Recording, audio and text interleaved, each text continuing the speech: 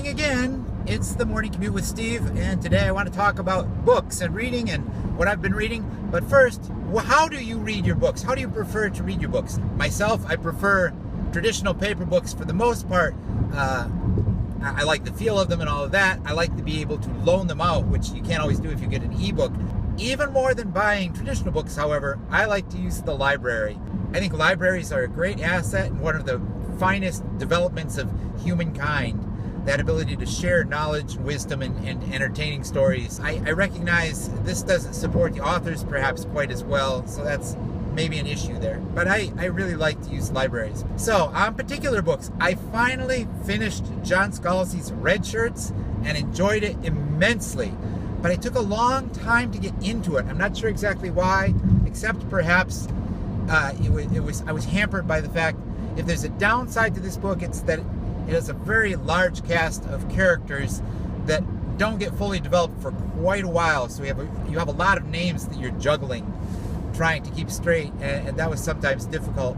But once I did get into it, I really, really enjoyed it, especially towards the end. But I can't reveal too much of that because there would be spoilers. Let me say that Redshirts is great if you enjoy science fiction, space travel, time travel. Also, if you enjoy stories that blend fiction and reality, a la Inkheart, or going back all the way when you were a kid to Harold and the Purple Crayon, that same kind of imagination and blending of truth and fiction, and asking the question, what is truth, what's real, and if there's a deeper, profounder issue that Redshirts looks at, it's what are you going to do with your life?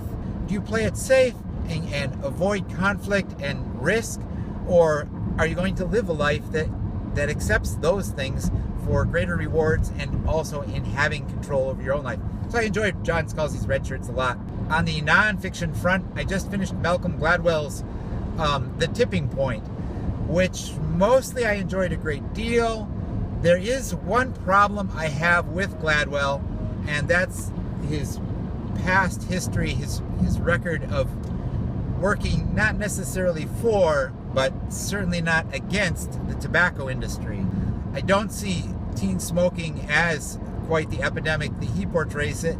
Certainly I'm astonished that it is still a thing at all, but certainly I don't think that the answer is to come up with lower nicotine cigarettes that can be a harmless cigarette in his imagination. And that section of the book, even though it's relatively minor, did detract from what I otherwise enjoyed a lot.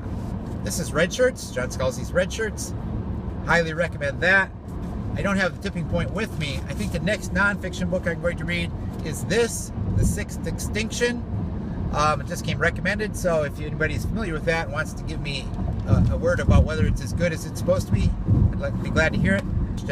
And if I may have talked about this before, I'll give you The Sun by Jandy Nelson. That is a must-read. Probably the best book, the most compelling book, the one I most highly recommend since The Book Thief. Get that book and read it. And now I've got to stop talking because the sun's in my eyes, blinding me, and I got to pay attention to what I'm driving and get into town. So, thanks for listening again. I will talk to you again soon. Hopefully, don't forget to be awesome.